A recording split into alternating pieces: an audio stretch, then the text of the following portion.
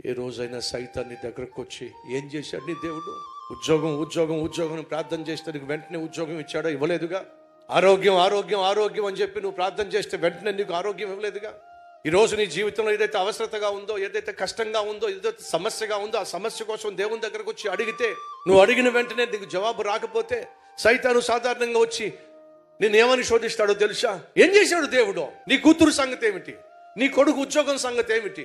నీ ఇంటి సంగతి ఏమిటి? నీ అప్పుల సంగతి ఏమిటి? నీ రోగం సంగతి ఏమిటి?